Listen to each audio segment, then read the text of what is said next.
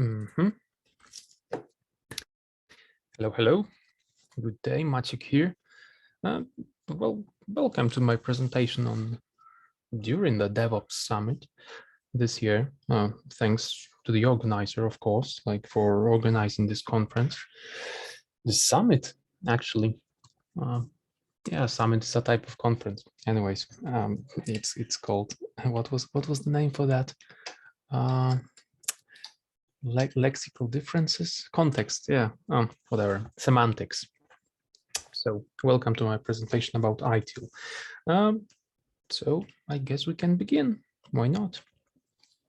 It's about greatest ITIL secrets finally unveiled, like in that breaking the magic code, like magic's greatest secrets finally unveiled or revealed, the TV show about that masked illusionist. It was a good show, so I just got inspired a bit by the title. Anyways, small disclaimer here, like any pictures used here are used in informative context. So yeah, I'm not claiming any right, ownership, whatever to them. I just used them, found them on the internet. Links are later in the presentation. So that's that. And that's me, Maciej Jarosz. You can find my LinkedIn here. You can also join like the DevOps Skill Up chapter, Poland, and also other different Skill Up chapters. You can check list of ambassadors. I was doing different things in my life, let's say, coding a bit in Python, being a Scrum Master, Agile coach, running my own business, like, okay, co-running, because that was a limited company. I was also an ITIL4 trainer. I still have accreditation for the DevOps Institute trainings. Long story short, yeah, you came here probably for the ITIL, not to listen about me, but okay. I'm not a marketing magician.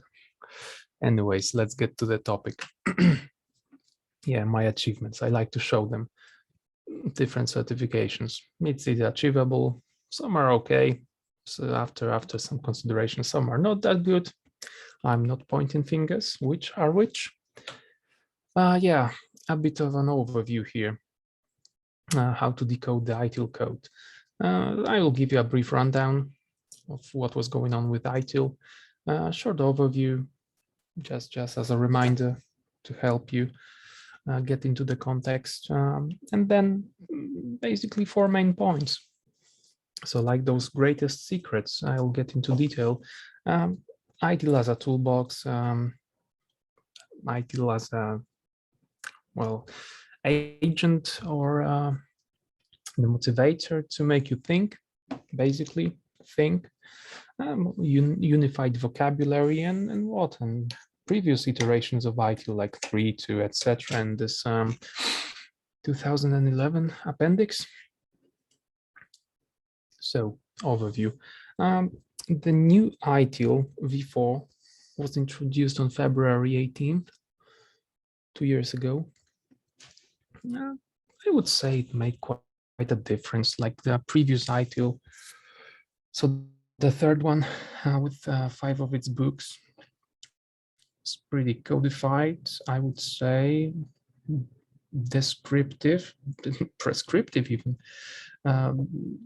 Definitely, it was heavyweight, of course. One didn't need to,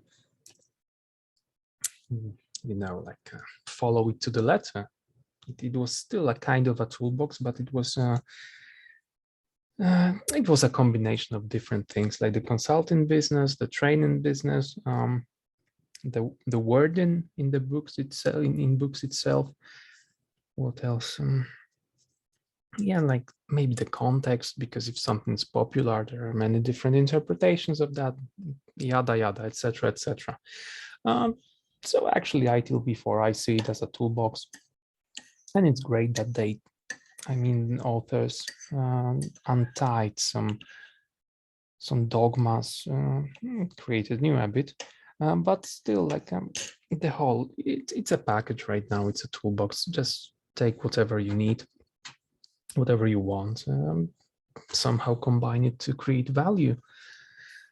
So those 4 dimensions introduced in ITIL, like those are 4 different dimensions that work together, that needs to be considered to within any business to actually allow for making value. Business, organizations, and people, like whatever that is related to people, like HR, for example, finance, etc., etc. How the organization operates, like what's the governance model? That's very important here. What else? Information technology, like the technology is booming. It's many different technologies appear and disappear every year. It's hard to actually follow that. Like when the cloud was introduced, like how much that had changed, yeah? Or different applications that you can install in your whole pipeline. I don't know, like Gremlin, for example, or Docker and Kubernetes. Those changed very much in the whole like delivery pipeline. Basically create a different model of deploying applications, I would say, in a way. Okay. But let's keep with the high level overview. Partner suppliers, so how those work together, because it's like we can be only one, like those one node in the whole chain. So how to make that work to generate value, because we buy from someone something like licenses for example, operating systems, and we try to sell our things to make money. Simple. Value streams processes. What is the thing that we are making business on? That's one thing. What are the processes that that we actually introduce in our company that make it possible to generate revenue from that particular product, service, project, whatever that we are selling, that we are doing and selling?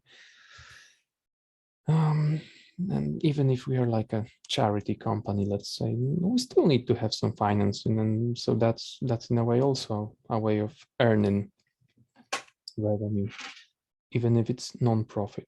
Still, someone needs to pay. So those 4 dimensions, they work together, and well, we need to consider them together, of course, to make value. There are also pestle factors like political, economical, legal, social, technological, environmental, that also work in the whole context of those 4 dimensions.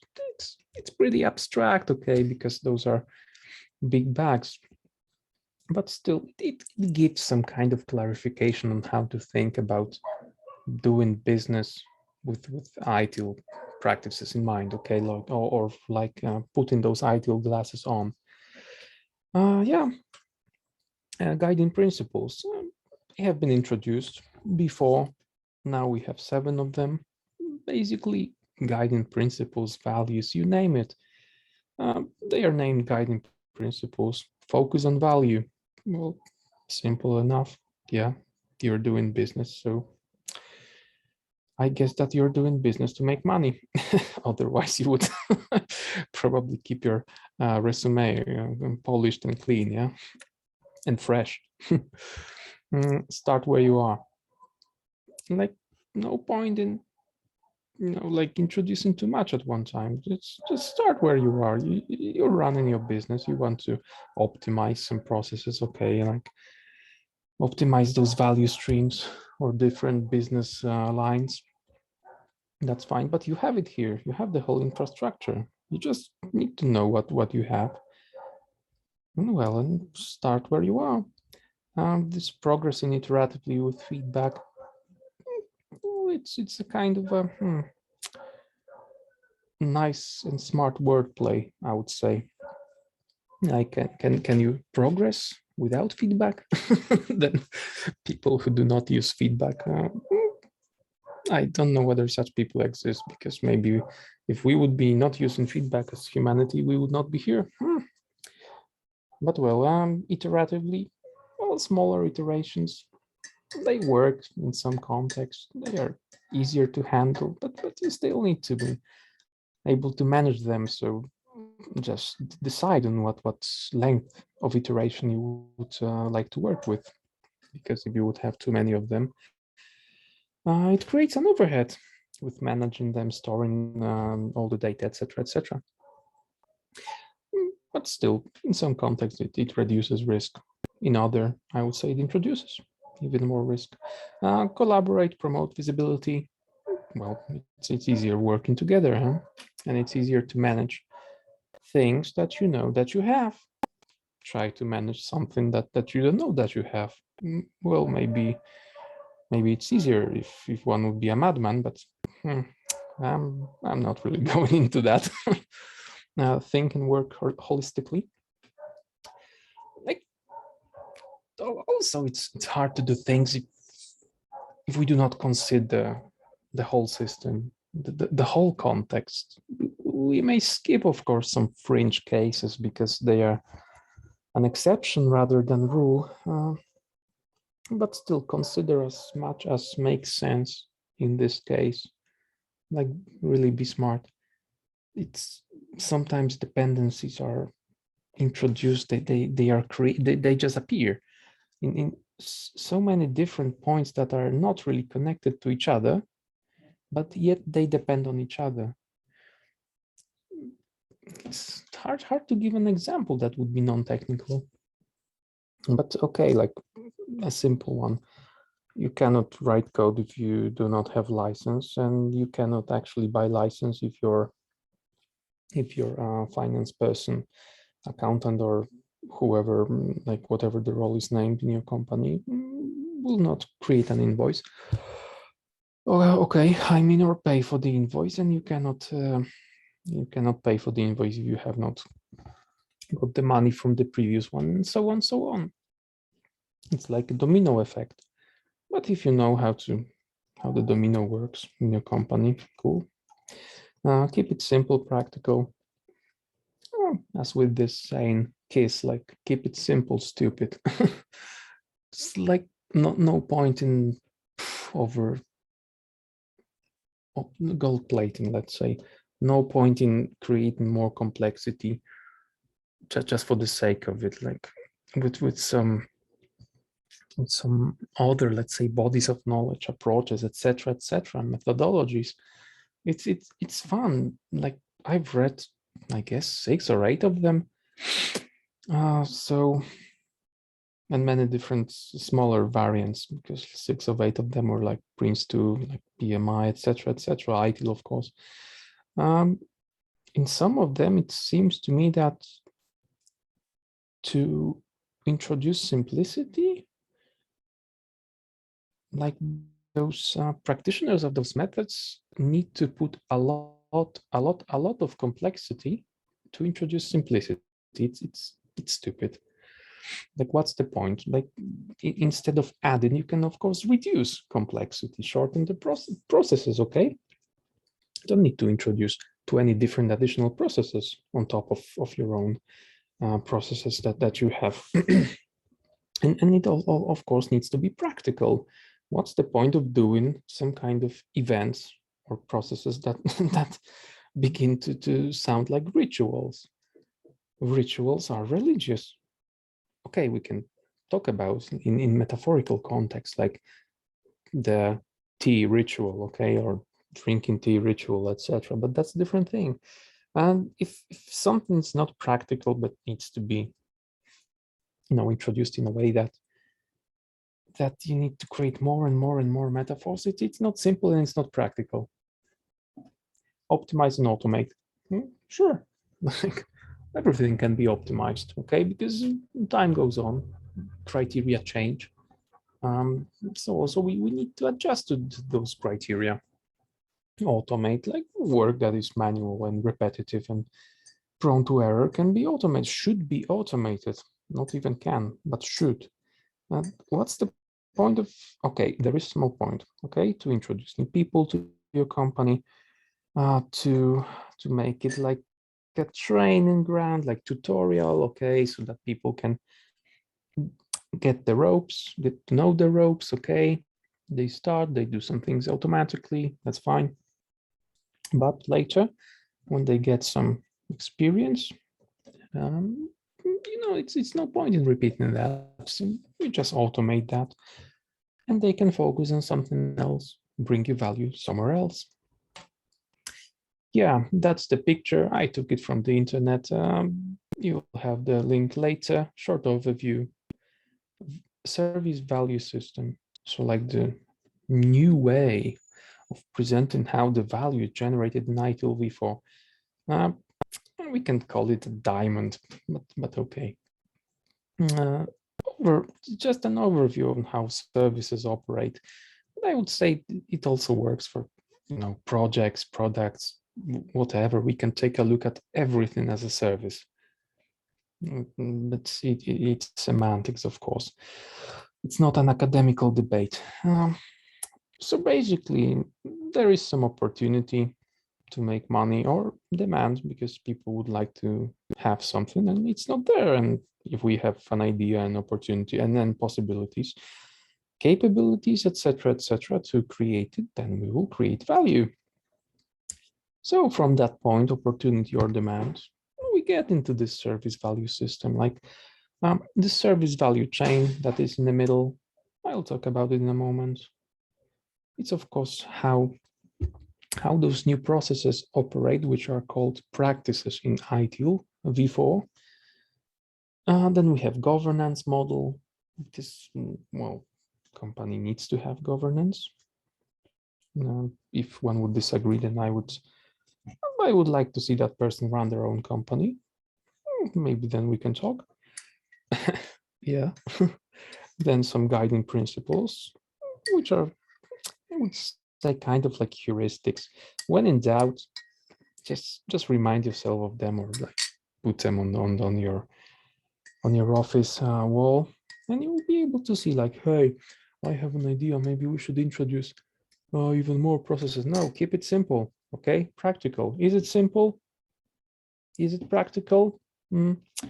If yes, cool, we can keep it. If not, well, we can skip it or modify it to fit our purpose. Or like this focus on value, always focus on value, or like ask yourself this question every now and then. Is it bringing me any value? Okay, this action, or maybe this particular action is not bringing me any value, but allows me to make different action that will bring me value. So in this whole value system, it brings me value, okay?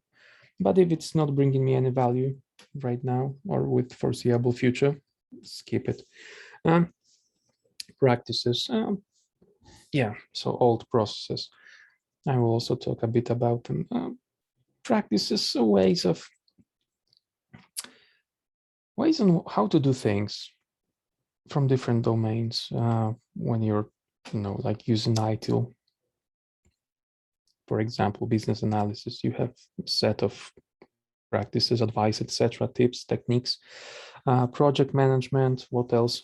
Of course, like the golden standard. So service management, how to set service level agreements, risk management, change management, problem management, incident management, etc., etc.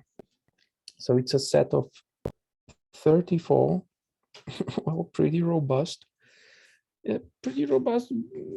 booklets, okay? Of course, like they are not that big per se, but if you would sum it up, well, it's a lot.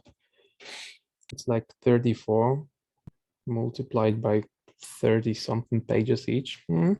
Quite a lot. Continual improvement. Well, it's hard to like even describe such simple concepts. Like we just need to improve continually, okay? Because the competition is there. Yeah, and we want to run our business or keep the CV fresh. And that brings value. Service value chain. Okay. I like to see the service value chain as a set of actions that constitute how a service delivers value, because you have those verbs, okay, like demand, engage, plan, improve, design, transition, Okay, well, so nouns also, deliver support, etc., etc. And you take at least one of those actions when you do your business with your value stream, value chain. Okay, so there is some demand. So you start with, for example, planning, okay, whether it even is viable for your business. And then at one point you will probably obtain something or build something like software or a physical product, which results in product, and that results in value, etc., etc. This graphic, maybe it's a bit abstract, okay, because if we see some shapes, like we have 3 cubes here, okay, rectangulars. Yeah, maybe it's a bit abstract, but take a look at it from a perspective that those are just action words, okay? What you can do with your services, with your products, with your everything within your business to obtain value. And you will at one point use at least one of them. That there is no way, well, I have not checked like millions of potential combinations, but I would say in simple words, there is no way that you will not do any of those because they have mapped it pretty well. Okay, ITIL as a toolbox. So yeah, 34 management practices. So former processes, okay, broken down into 3 groups. You have general management practices, so everything that relates to managing, well, a company. Then you have service management practices group, so everything related to managing service, like service level management, like incident management, problem risk change, etc., etc. Technical management practices such as software development, deployment, okay, and combined all of ITIL materials. So the foundation book for of those advanced books like Create, Deliver, Support, High Value IT, High Velocity IT, it was, yeah, and 2 of the rest, and of course those 34 booklets, and you have over 2,000 pages worth of content. That's a lot. So it's I would say it's not that hard, not that easy to read all of that, because it's pretty dry at times, but you just don't need to, like read it all in at the start, okay, in front. Just start where you are. Like, of course, so use those guiding principles even to introduce an ITIL practices in your own company. If you need to, polish your business analysis, then just go and read that booklet. It's 30 something pages, and move and just think what to do next. Think. Yeah, this one is short. Your business, your rules, play your cards smart. It's not like any document, like set of rules, methodology, approach, whatever else marketing magic tries to call it. It's not a guarantee that you will succeed, okay? Because like pestle factors, or just plain old luck, or people you know or don't know, etc., etc. That all plays a role in your business. But constantly think. The book will not think for you. You need to think for yourself. The book is only a reference. If it's working for you, cool. If it's not working for you, well, nothing happens, okay? You still have your own head to think with. So, yeah, I would say try not to forget about it, that you're responsible for your thinking. And there is no point in letting other books think for you. Toolbox. Yeah, like what to do with all those things. Like we have those practices, we have those principles, those domains, we have the service value chain, service value system, all that jazz. What to do with that? Well, I would say just think once again, think about how to combine that and different elements, of course. into a reasonable state. Okay, just compare, read, research, draw some diagrams. You can use BPMN, for example. Compare those diagrams, run some tests, and of course, like, ask other people what they think about it. It's your business. Still be smart, and yeah, just work with others. They also add you a great deal of value. Yeah.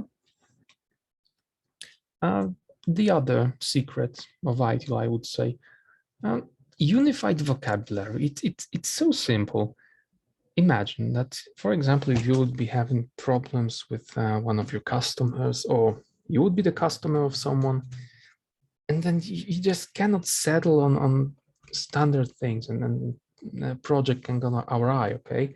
Project can go wrong because people use different meanings of the word deploy, for example, or release. Like, what is a deploy? What is a release? What we do mean with those words? Language is imprecise at best. It's really easy to get into disagreement because basically we don't know what other people think, maybe for the better. And yeah, it's like so many assumptions, those cognitive biases. To cut it short, like, try to use ITIL, for example. If someone is using that keyword, you take a look at it. After taking some looks, you will remember, okay, incident is this and that. Service level agreement is this and that, etc., etc. DevOps, Agile, ITSM, other things, Lean, they are defined as this and that. And if you are using this single set of vocabulary, of course, your vocabulary and dictionary will grow with time. That's natural. Some words will become obsolete, some words will become new, and some will be replaced, modified, or deleted. But still, that gives you the chance to operate on the same language, and that's great. So in that case, if those people from those two different companies would actually, let's say, why not be trained? Of course, they would get a training, or read the book, or read the book and get a training. And then it's helping to to get a common understanding and increases the chance of doing common business. So that's that.